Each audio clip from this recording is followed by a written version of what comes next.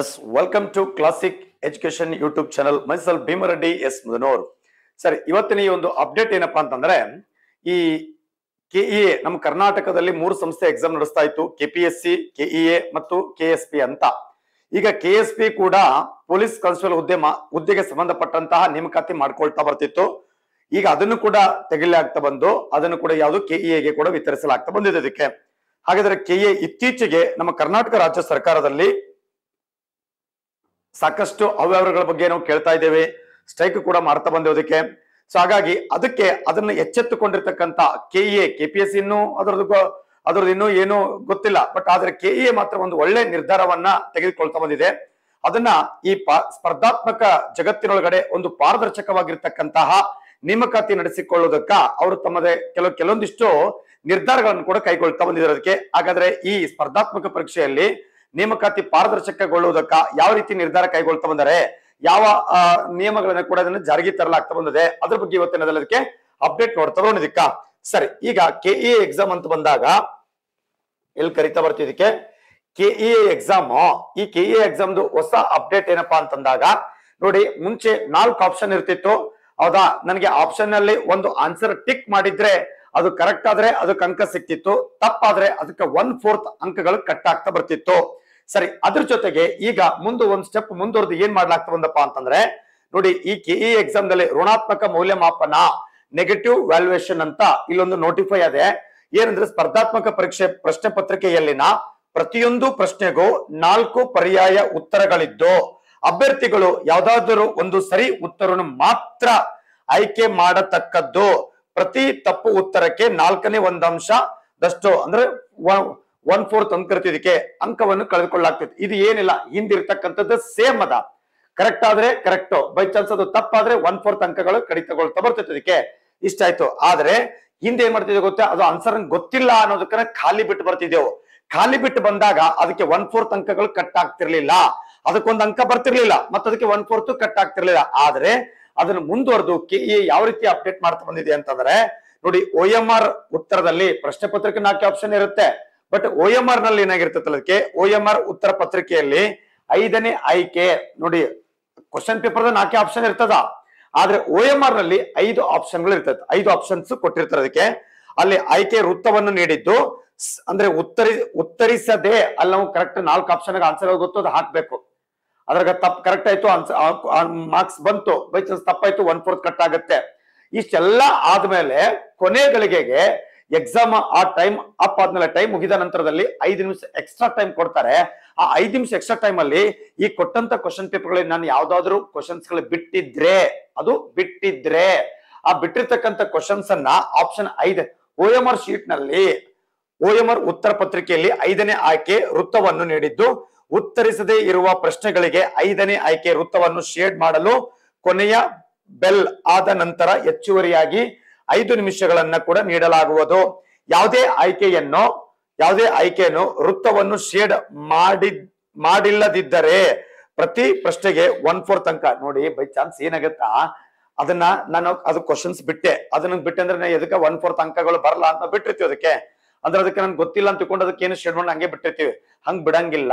ಹಂಗ್ ಬಿಟ್ಟಿದ್ರೆ ಅದನ್ನ OMR sheet ಅಲ್ಲಿ 5ನೇ ಆಪ್ಷನ್ಗೆ ನಾನು ಈ ಕ್ವಶನ್ ನಂಬರ್ದು ಈ ಕ್ವಶನ್ಸ್ ಅನ್ನ ನಾನು ಬಿಟ್ಟಿದ್ದೀನಿ ಅಂತ ಕೊನೆಗೆ ಅದನ್ನು ಶೇಡ್ ಮಾಡ್ಬೇಕು.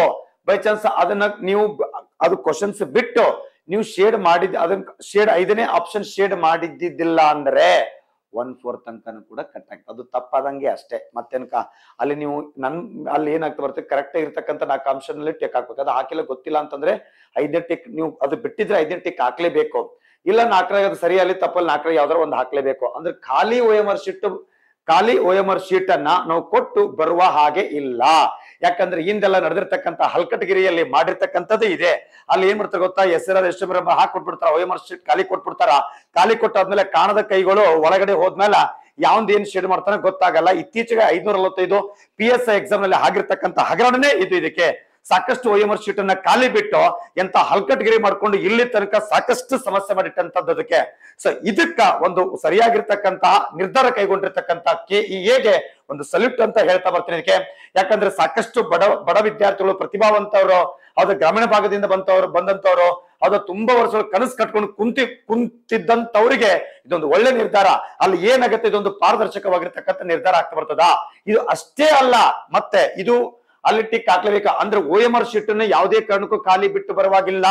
ಬಿಟ್ಟಂತ ಕ್ವಶನ್ಸ್ ಕೂಡ ನಾವು ಟಿಕ್ ಹಾಕ್ಲೇಬೇಕು. ಆನ್ಸರ್ ಗೊತ್ತಿತ್ತು 4 ಆಪ್ಷನ್ ಟಿಕ್ ಹಾಕೋ, ಗೊತ್ತಿಲ್ಲ 5ನೇ ಆಪ್ಷನ್ ಹಾಕ್ಲೇಬೇಕು. ಹಾಕೋದಕ್ಕ ನಿಮಗೆ ಈ ಟೈಮ್ ಮುಗಿದ್ಮೇಲೆ 5 ನಿಮಿಷ ಟೈಮ್ ಕೊಡ್ತಾ ಬರ್ತದೆ ಅದಕ್ಕೆ, ಆಯ್ತಾ? ಸೊ ಇದು ಒಂದು ನಿರ್ಧಾರ ಕೈಗೊಳ್ತಾ ಬಂದದ. ಒಳ್ಳೆ ನಿರ್ಧಾರ. ಮತ್ತಿಷ್ಟೇ ಅಲ್ಲ, ಮತ್ತೊಂದು ನಿರ್ಧಾರ ಏನಪ್ಪಾ ಅಂದ್ರೆ, ಇತ್ತೀಚೆಗೆ ಒಂದು KE ಎಕ್ಸಾಮ್ ನಡೆಸ್ತಾ ಬಂತು. KE ಯಾವ್ದಪ್ಪ ಅಂತಂದ್ರೆ ಸಿವಿಲ್ ಜಡ್ಜ್ ಎಕ್ಸಾಮ್ ನಡೆಸ್ತಾ ಬಂತದಕ್ಕೆ.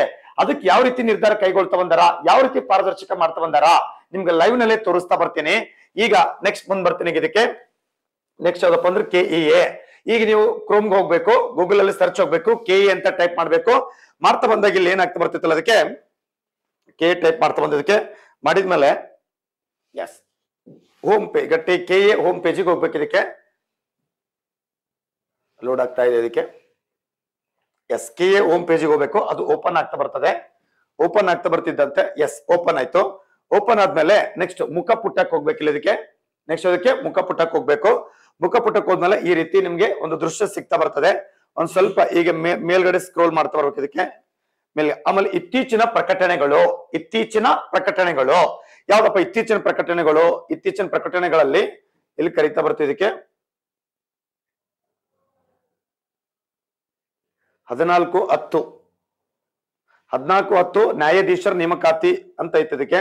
ಸೊ ಇದನ್ನ ಇಲ್ಲಿ ಓಪನ್ ಮಾಡ್ತಾ ಬರ್ತೀವಿ. ಇದಕ್ಕೆ ನ್ಯಾಯಾಧೀಶರ ನೇಮಕಾತಿ. ಸರಿ, ಹಾಗಾದ್ರೆ ಇಲ್ಲಿ ಸೆಲೆಕ್ಟ್ ಎಕ್ಸಾಮ್ ಅಂದ್ರೆ ಇತ್ತೀಚೆಗೆ ಇದು ಅಪ್ಡೇಟ್ ಬಂದಿರೋದ್ರಿಂದ ಕೇವಲ ಇದು ಈ ಅಪ್ಡೇಟ್ ಬಂದ್ಮೇಲೆ ಒಂದು ಎಕ್ಸಾಮ್ ನಡೆಸ್ತಾ ಬಂದದೆ.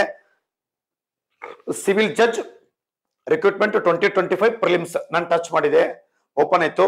ಆಮೇಲೆ ಪ್ರಿಲಿಮ್ಸ್ ಸಬ್ಜೆಕ್ಟ್ ಸೆಲೆಕ್ಟ್ ಡಿಸ್ಟ್ರಿಕ್ಟ್ ನಾನು ಧಾರವಾಡ ಅಂತ ಸೆಲೆಕ್ಟ್ ಮಾಡ್ತಾ ಬರ್ತೀನಿ. ಇದಕ್ಕೆ ಧಾರವಾಡ ಸಬ್ಜೆಕ್ಟ್ ಇದು ಪ್ರಿಲಿಮ್ಸ್ ಅಂತ ಐತಿ, ಸೆಲೆಕ್ಟ್ ಮಾಡ್ತಾ ಬಂದಿಲ್ಲ ಇದಕ್ಕೆ.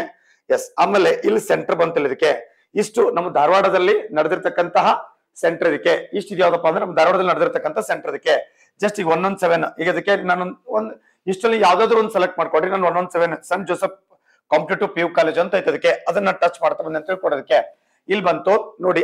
ಆ ಸೆಂಟರ್ ನಲ್ಲಿ ಒಟ್ಟು ಎಷ್ಟು ಜನ ಎಕ್ಸಾಮ್ ಬರ್ದಿದಾರಲ್ಲ ಅಷ್ಟು ಜನ ಎಕ್ಸಾಮ್ ಏನಾಗ್ತಾ ಬಂದಿತ್ತಲ್ಲ ಅದಕ್ಕೆ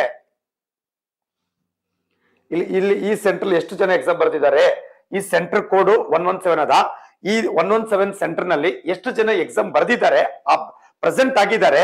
ಆ ಪ್ರೆಸೆಂಟ್ ಆಗಿರ್ತಕ್ಕಂಥ ಕ್ಯಾಂಡಿಡೇಟ್ಗಳದು ಅಥವಾ ಅಭ್ಯರ್ಥಿಗಳದು ಪ್ರತಿಯೊಂದು OMR ಶೀಟ್ಸ್ ಅನ್ನ ಏನ್ ಮಾಡಿದ್ದಾರೆ ಅದಕ್ಕೆ ಈ ಡೌನ್ಲೋಡ್ ಟೋಟಲ್ 337 ಆ ಸೆಂಟರ್ ಅಲ್ಲಿ ಬರ್ದಿರ್ತಕ್ಕಂಥ ಅಭ್ಯರ್ಥಿಗಳು ಅಥವಾ ಪ್ರೆಸೆಂಟ್ ಇರುವಂತಹ ಅಭ್ಯರ್ಥಿಗಳು 337 ಜನ. ಆ 337 ಜನ ಆ ಬರ್ದಿರ್ತಕ್ಕಂಥ ಎಕ್ಸಾಮ್ ನಲ್ಲಿ ಇದನ್ನ ಅವ್ರದ್ದು OMR ಶೀಟ್ ಇಲ್ಲಿ ಯಾವ್ದೋ XYZ ಹೆಸರು ಇದೆ, ಅದ್ ಹೆಸರು ಓದೋದ್ ಬೇಡ ಆಯ್ತಾ. ಅವ್ರ ನಂಬರ್ ಗಿಂಬರ್ ಎಲ್ಲ ಏನೇನೆಲ್ಲ ಆಗ್ತಾ ಬಂದ್ರೆ ಇದು ಗೊತ್ತಾಗ್ತಾ ಬಂತ ಇದಕ್ಕೆ. ಸರಿ, ಇಲ್ಲಿ ಇದೆಲ್ಲಪ್ಪ ಅಂದ್ರೆ ಕ್ವಶನ್ ನಂಬರ್ 1 ಇದಕ್ಕೆ ಇದೆಲ್ಲ ಟಿಕ್ ಆಗ್ತಾ ಬಂದ್ರೆ ಇದಕ್ಕೆ ಅಂದ್ರೆ OMR ಶೀಟ್ ಆ ಕ್ಯಾಂಡಿಡೇಟ್ ಆ ಅಭ್ಯರ್ಥಿ ಈ OMR ಶೀಟ್ ಪ್ರತಿಯೊಬ್ಬರ OMR ಶೀಟ್ ಅನ್ನ ವೆಬ್ಸೈಟ್ ಅಲ್ಲಿ ಅಪ್ಲೋಡ್ ಮಾಡ್ತಾ ಬರ್ತಾರೆ. ಅದಕ್ಕೆ ವೆಬ್ಸೈಟ್ ಅಲ್ಲಿ ಯಾಕಂದ್ರೆ ಅವ್ರು ಟಿಕ್ ಹಾಕ್ಲೇಬೇಕು, ಆದ ನಂತರ ಅಪ್ಲೋಡ್ ಮಾಡ್ಲೇಬೇಕು. ಅದಕ್ಕೆ ಈ ವೆಬ್ಸೈಟ್ ನಲ್ಲಿ ಏನ್ ಮಾಡ್ತಾ ಬರ್ತಾರೆ ಅದಕ್ಕೆ ಅಪ್ಲೋಡ್ ಮಾಡ್ತಾ ಬರ್ತಾರೆ. ಅದಕ್ಕೆ ನೋಡಿ ಈ ಕ್ಯಾಂಡಿಡೇಟ್ ಇಲ್ಲಿ ಟೋಟಲ್ 337 ಕ್ಯಾಂಡಿಡೇಟ್ ಕೂಡ ಏನಾಗ್ತಾ ಬಂದ್ರೆ ಅದಕ್ಕೆ OMR ಶೀಟ್ ಗಳನ್ನ ಅಪ್ಲೋಡ್ ಮಾಡ್ತಾ ಬಂದಿರಲ್ಲ. ಅದಕ್ಕೆ ಇಷ್ಟು ಜನ ಅಪ್ಲೋಡ್ ಅಂದ್ರೆ ಅವರು ಯಾವ್ಯಾವ ಕ್ವಶನ್ಸ್ ಗೆ ಟಿಕ್ ಹಾಕಿದ್ದಾರೆ ಏನು ಎತ್ತ ಅಂತ ಅನ್ನೋದನ್ನ ಇಲ್ಲಿ ನಮ್ಗೆ ಕಾಣಿಸ್ತಾ ಬರ್ತೈತೆ. ಆಮೇಲೆ ಅವ್ರ ಸಹಿ ಯಾವ್ದು, ಅವ್ರದ್ದು ಇಷ್ಟ number everything complete OMR sheet exam ಆದ್ಮೇಲೆ ಈ ಅವ್ರದ್ದು ವ್ಯಾಲ್ಯೂಯೇಷನ್ ಆಗ್ತಾ ಬಂದಾಗ OMR ಶೀಟ್ ಆಮೇಲೆ ಬೈ ಚಾನ್ಸ್ ನಿಮ್ಗೆ ಏನಾದ್ರು ಡೌಟ್ ಬಂದ್ರೆ ಅಥವಾ ಅನುಮಾನ ಬಂದ್ರೆ ಈ ವ್ಯಕ್ತಿ ಹೆಂಗ್ ಪಾಸ್ ಅದಂತ ಏನಾದ್ರು ಅವ್ಯವಹಾರಗಳು ಏನಾದ್ರು ಮಾಡಿದಂತ ನಿಮ್ಗೆ ಅನುಮಾನ ಬಂದಾಗ ನೀವು ಅವ್ರದ್ದು OMR ಶೀಟ್ ನೋಡ್ಬೋದು. ಅವ್ರದ್ದು ಟೋಟಲಿ ಈ ವೆಬ್ಸೈಟ್ ಅಲ್ಲಿ ನಿಮ್ಗೆ ಎಲ್ಲಾ ಇನ್ಫಾರ್ಮೇಶನ್ ಸಿಗುತ್ತಾ. ಆಮೇಲೆ ಅವ್ರು ತಗೊಂಡಿರ್ತಕ್ಕಂಥ ಮಾರ್ಕ್ಸ್ ಆ OMR ಶೀಟ್ ಅಲ್ಲಿ ಟಿಕ್ ಆಗಿರ್ತಕ್ಕಂತಹ ಕ್ವಶನ್ಸ್ ಗಳದು ಅದನ್ನ ಟ್ಯಾಲಿ ಮಾಡಿ ಕರೆಕ್ಟ್ ಆಗಿದ್ರೆ yes it is a genuine ಅಂತ. ಬೈ ಚಾನ್ಸ್ ಅಲ್ಲಿ ಏನಾದ್ರು ವೇರಿಯೇಷನ್ ಆಗಿ ಅಂತ ವ್ಯಕ್ತಿ ಹೋಗಿ ಸೆಲೆಕ್ಟ್ ಆಗಿ ಲಿಸ್ಟ್ ಹೆಸರು ಕೂತ್ಕೊಂಡಿದ್ರು ಅಂತಂದ್ರೆ ನಮ್ಗೆ ಕೋರ್ಟಿಗೆ ಹೋಗೋಕ್ಕೂ ಕೂಡ ದಾರಿ ಇರ್ತದ. ಯಾಕಂದ್ರೆ ಎಲ್ಲ ಕೂಡ ಕಣ್ಣು ಮುಂದೆ ಪಾರದರ್ಶಕವಾಗಿರ್ತಕ್ಕಂಥದ್ದು ಇದಕ್ಕೆ. ಸೊ ಇಷ್ಟು ಪಾರದರ್ಶಕ ತಂದಿರ್ತಕ್ಕಂಥದ್ದು ಇದೊಂದು ಮಹತ್ವದ ಹೆಜ್ಜೆ ಯಾವುದು KEA ಕೊಟ್ಟಿರ್ತಕ್ಕಂಥದ್ದು. ಸೊ ಈ KEA ಅವರ ಈ ನಡೆ ಎಲ್ಲಾ ಸ್ಪರ್ಧಾರ್ಥಿಗಳಿಗೆ ಮತ್ತು ಇಲ್ಲಿ ಪ್ರಾಮಾಣಿಕವಾಗಿ ಅಧ್ಯಯನ ಮಾಡಿರ್ತಕ್ಕಂಥ ಅಭ್ಯರ್ಥಿಗಳಿಗೆ ಒಂದು ಸಂತೋಷದ ಸಂಗತಿ ಅಂತ ಹೇಳ್ತಾ ಬರ್ಬೋದು. ಒಂದ್ಸಲ ಸ್ಪರ್ಧಾತ್ಮಕ ಜಗತ್ತೊಳಗಡೆ ಎಸ್ ನಾನು ಮಾಡ್ಬೋದು ಅಂತ ಅನ್ನೋದು ನಮ್ಗೆ ಏನಾಗುತ್ತೆ ಒಂದು ಕಾನ್ಫಿಡೆನ್ಸ್ ಬರುತ್ತಲ್ಲ. ಯಾಕಂದ್ರೆ ನಾವು ಚೆನ್ನಾಗಿ ಎಷ್ಟೇ ಓದ್ತಾ ಬಂದಿರ್ತೀವಿ, ಎಷ್ಟೇ ಕಷ್ಟಪಡ್ತಾ ಬಂದಿರ್ತೀವಿ ಹೌದಾ. 2 ವರ್ಷ 4 ವರ್ಷ 6 ವರ್ಷ ಎಲ್ಲಾ ಮದುವೆ ಬಿಟ್ಟು ಮನೆ ಬಿಟ್ಟು ಹೌದಾ ಧಾರವಾಡದಲ್ಲೋ ಬೆಂಗಳೂರಲ್ಲೋ ಹೌದಾ ಕೂತ್ಕೊಂಡು ಓದ್ತಾ ಬಂದಿರ್ತೀವಿ. ಎಕ್ಸಾಮ್ ಮಾಡಿದಾಗ ಹಲ್ಕಟ್ಗಿರಿ ಮಾಡ್ತಾ ಬಂದಾಗ ಯಾವ್ದು ಏನಾಯ್ತು OMR ಶೀಟ್ ಕೊಟ್ಮೇಲೆ ಗೊತ್ತೇ ಆಗೋದಿಲ್ಲ ಯಾವ್ನು ಏನ್ ಹಲ್ಕಟ್ಗಿರಿ ಮಾಡ್ತಾರ ಅಂತ ಹೇಳಿ. ಬಟ್ ಆದ್ರೆ KE ಏನಾಗ್ತದೆ ಗೊತ್ತಾ, ಪ್ರತಿಯೊಂದು ಹಂತದಲ್ಲಿ ಕೂಡ ಈ ರೀತಿ ಒಂದು ಪಾರದರ್ಶಕವಾಗಿರ್ತಕ್ಕಂಥ ನಡೆ ಇದನ್ನ ಕೈಗೊಳ್ತಾ ಬಂದಿದೆ.